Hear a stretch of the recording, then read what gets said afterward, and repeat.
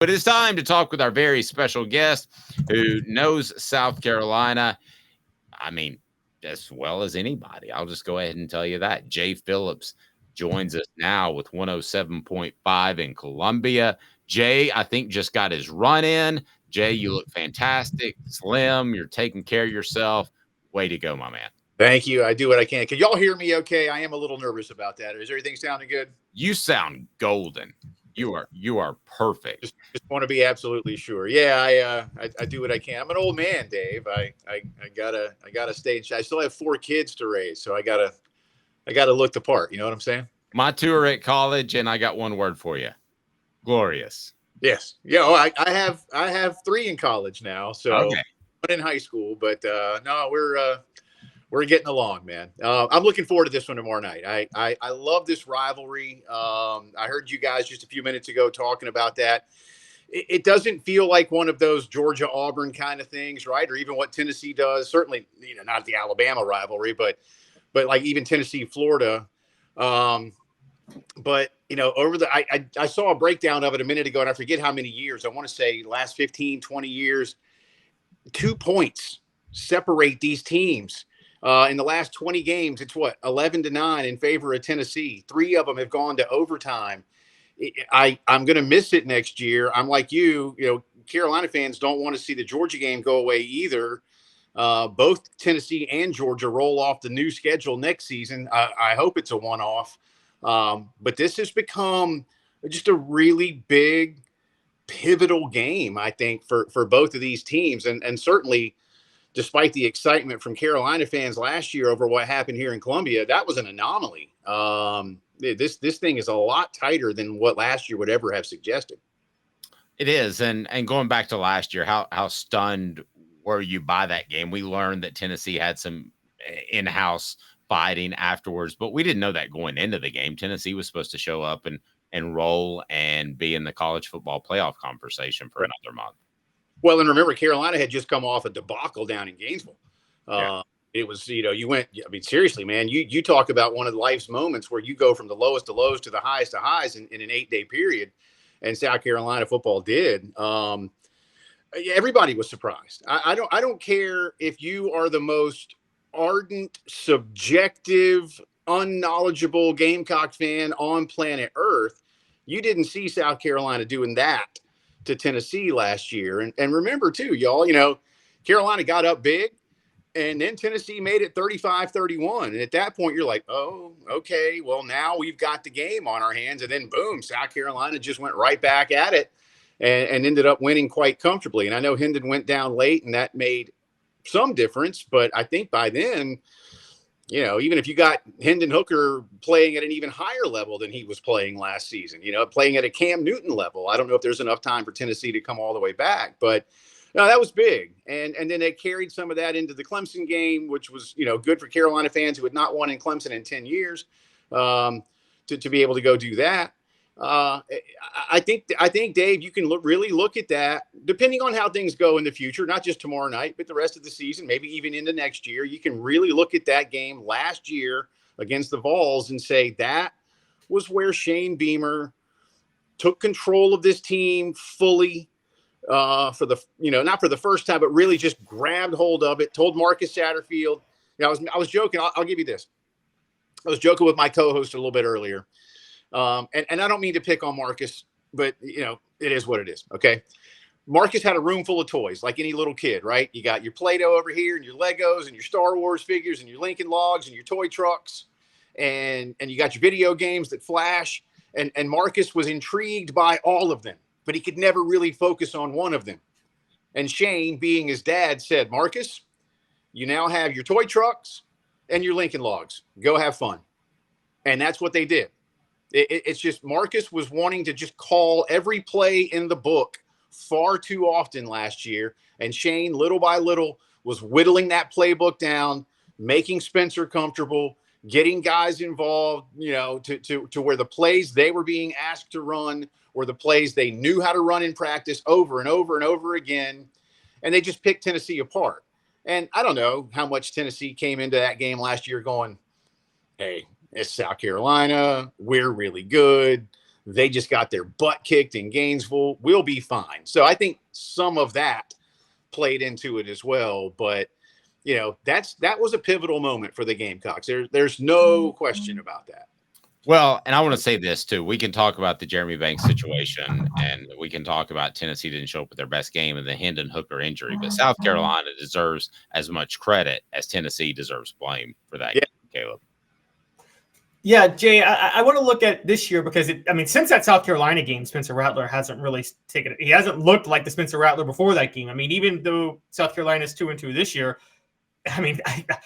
I've been saying every guest we've had on this week, and we all agree that Spencer Rattler is head and shoulders better than every other quarterback in the SEC. And I don't think there's a close second. What are some of the other personnel issues with South Carolina, though? Because I know there were some injuries on the offensive line. Secondary has struggled, but we have learned that they got banged up at cornerback last week, and they should be healthier this week. Is this the healthiest South Carolina's been all year going into this week? Other than game one, yeah. And you've got issues, losing Mo Kaba at linebacker, Caleb, was a blow. The biggest concern I have really across the board, and a lot of schools have this, but it's the second level depth. You look at that secondary last week, that surprised me. Look, let me back up a little and I'll give y'all where I'm going with this, but I was really surprised in doing my homework for the Mississippi State game to see how little they wanted to depend on Will Rogers, who, was top 10 in the league historically in passing yardage. By the way, the other night against South Carolina moved into third all time in the SEC. Why aren't you using this guy? And they did want to run the ball. I can appreciate a coaching change and a philosophical change, whether they ever wanted it or not. The secondary got torched, but they did make adjustments late. Tulu Griffin had just a monumental first half, but if you only had 50-something yards in the second half because you had 200 in the first, you've done a lot better job, right? But depth back there, Caleb, that really concerns me. And if guys go down or when guys need a spell, who's back there? And I do think that's something Josh Heupel is absolutely going to be looking at tomorrow night. All coaches exploit the weakness, right? The good news, though, is that South Carolina up front on the defensive line in the last 2 weeks, including the loss at Georgia, has played really well. You've had 2 straight defensive linemen of the week in the league, TJ Sanders in Athens, Alex Huntley against Mississippi State. They both had big numbers. They're both also getting those, what I like to call PFF numbers. They might not be, they might not be the stat numbers, sacks and tackles for loss, but the disruption rate, things like that. So they're playing much, much better, but across the board, it's the depth. And with the way Tennessee likes to play football, they like to go fast. They don't want you to be able to substitute on defense. Guys eventually need a break. And if they're out there too long, that's tough. Or when they do need a break, who comes in, how good are they? How ready are they? I think they're good. Are they ready? Those are my bigger concerns for Carolina. But health-wise, defensively, it's pretty good. Again, you've lost Mo Kaba for the season. But other than that, they've got their complement. I just go back to that second-level ability over the long haul to make a difference for the Gamecocks. And then on offense, the only major piece that's still out, and it's a major piece, is Juice Wells at receiver. But my goodness, Xavier Legette has more than made up for Juice's absence, and he should be back for the Florida game in 2 weeks. But otherwise, they're pretty healthy.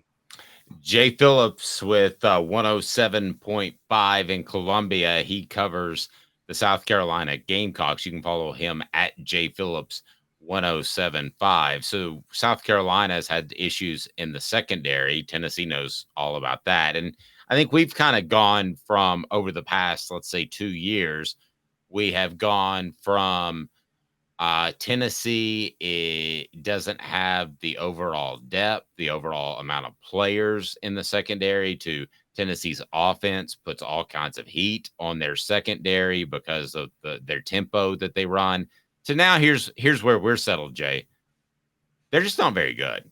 I mean, they're just not. I mean, I hate to sound mean, but they're just not very good football players. And I think that's kind of where Tennessee is. Is that too mean, Caleb? Caleb gave me a look. No. I had a crick in the neck. I totally agree with you with the secondary. What is, because South Carolina is not only last in the SEC, but last by about 40 yards passing per game. What are their issues in the secondary? South Carolina's, you mean? Yes. Again, depth. I think I was surprised at just how easily Will Rogers was able to pick them apart last week. And again, I think they clamped down a little bit better late in the game. The Gamecocks were able, the term I've been using on my show all week was they were able rather to keep State at arm's length. They're just, might be the same thing, Dave. You've got guys in Cam Smith and Marcellus Dial that went to the NFL, and there were not like for like replacements for those two going into this season. And so when you've got to have guys learn on the fly, I like what O'Donnell Fortune can do. But and again, Dial is solid, but for a guy who's been around a while, he's good. He's not great. Him and Worry and Smith got beat a few times at safety, and those were freshman All-America types last year, still coming along. You can exploit their weaknesses when you need to, but you might be on the same kind of line there. I think when you lose NFL dudes and don't replace them with NFL dudes the way a Georgia, Alabama, and LSU do, there's a drop-off, right? Until you develop those guys into NFL types. And I'm not expert enough to tell you where Fortune and Dial may lay this year relative to those guys last year. Great point. I want to get your prediction. I want to get Caleb's prediction as well. We know the spread is around 11. Our prediction is brought to you by Herald Group Security Solutions, leadership, experience, specialization, addressing problems through unique mission-specific mitigation techniques, also making your children safer one school at a time. If there are private schools right now, go to your administrator and say, I want you to know about Herald Group Security Solutions, and you need to give them a call. We're going to get them in public schools soon, but for now, we're going to try to avoid all the tragedies we can that we've heard so much about with school incidents. So it's heraldgrp.com. These guys are highly trained, heraldgrp.com. They are more than just security guards. Most have served in the armed forces as well. Jay, what is your prediction in the game? How do you see this thing shaking out? So I am asked every week to do a prediction for one of the local fan sites, the On3 site, Gamecock Central. And I just did it about, what time is it here? I did about 2 hours ago. Perfect timing. I don't know how much of my subjectivity is involved here because I really, Dave, you've known me a long time. I attempt to not be that guy. I think the spread is way too high. Oh, I agree. I don't get it. And I'm not one of those. Let me preface this. I'm not one of those, when a spread is too big, oh, that's disrespectful. I can't believe they would do that to my team. Look, hey, it's not my team. Yes, I went to South Carolina, but I have learned how to do what I do for a living. Vegas doesn't care. Vegas doesn't care about respect or disrespect. Vegas sets a number to make you part with your money, right? Like we know that's what it is. But that said, I look at these two teams. South Carolina's played the number one team in the country. They played another top 20 team. They played a okay other conference team in Mississippi State. And yeah, you played Furman. I think South Carolina has, as a body of work, has played much tougher competition than Tennessee. Tennessee's numbers are gaudy, but Tennessee's played what I consider one strong team, and that was the loss at Florida, where I thought Florida was much better. So I think South Carolina keeps this close. I picked South Carolina 30-27. I don't know how realistic that is because I could also see where this game is maybe, say, Tennessee 27-24 late. They get the ball. They go score a touchdown. They win by double digits. And while it might not quite be that 11 or 12 that we're looking at right now, they do basically what the line had sort of lent towards. I just think South Carolina got better the last 2 weeks, guys, and against better teams than what Tennessee has seen. I know what Heupel can do. I I like Milton, but I don't love Milton. I like the fact that Tennessee's got a nice trio of backs. So I think that keeps their run game fresh. That concerns me the most, by the way. But I think this game is tighter. And if Spencer does what Spencer's been doing, and every other trend continues moderately upward for the Gamecocks, I think they can win this game. Jesse says, before I get to Caleb's prediction, because I want to address this, spread is high because early season models are garbage. Only a human being that understands the game can watch them and tell you which team is good and which is bad. Stats this early tell us nothing. True. I think the spread's this high because Vegas has insiders on every significant school, and I think they think that Cooper Mays is going to play Tennessee center, who has been out the entire season. There was 2 schools of thought, hold him out for a little bit longer so he gets the off week. But I think that's what Vegas thinks. I don't know that. I'm not reporting that. Goodness knows I don't want to get in trouble with that. We have the Vol Report with Cooper Mays brought to you by City Heating and Air Conditioning on our channel. But that's my theory is why the number is that high. With you on the insider part, man. They always know something, Dave. Right? They always know something. And again, I know lines aren't predictions, but it continues to surprise me that it's that big, and certainly won't be surprised if Tennessee wins this football game. And I'll be honest with you, the strength of my prediction is about as strong perhaps as a wet Kleenex, but there's just something about how Carolina has looked against better teams that gives me the opinion that they can go get this done. But if it gets away early, I think about 2 years ago, guys, Carolina 7-0 Tennessee. Carolina's on the 1 yard line, decides a trick play instead of giving it to a running back with 4 opportunities to score and make it a tie game. Tennessee goes right back down the field, 14-0, and before you knew it, the game was over. Something like that happens again. No pun intended. All bets are off. Jay, have a blessed day. 107.5. And I heard that you in Columbia, I've heard you said some nice things about us to go over and listen to learn about Tennessee. I appreciate that, man. I really do. We've known each other a long time, dude. You're great at what you do, man. All real. We've known each other for like 25 years, but we met when we were 5. So we're both almost 30. So great job, Jay. I appreciate it. All right, guys. Thank you, buddy. See you, Caleb. Thank you. I appreciate that, Caleb. So what is your prediction? I'll go ahead and tell you. I've got Tennessee winning this game 30-23. It's not a game I would touch because I wouldn't be surprised if there's a late touchdown in which they cover. But I think the number is just way too high still. And I'm surprised it hasn't come a little bit down. It got up to 12.5 and is settling at about 11. Is that right? Yeah, at 11.5. I'm not betting against Vegas. I think they're trying to bait people to take South Carolina on the line because they know something we don't, which has me going, I'm going to say something like 41-27. Tennessee wins. I think they get a late touchdown like he was talking about, like Jay was talking about, and that hits the over, and that's cover for Tennessee. Most models, I checked every model yesterday, most models give Tennessee a roughly 65% chance to cover the spread. Not to win. They have an 80.4% chance of winning. They have a 65% chance of covering the spread, according to most models. That's based on everything we know about these teams. This is not based on preseason models, guys, because we've already had a full month of football played.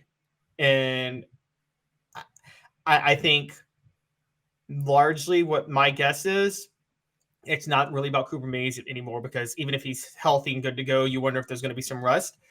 South Carolina is very excited about some players coming back. I think Vegas has some insiders saying that they're not as healthy as they might seem. Even though they're coming back, they're not fully healthy.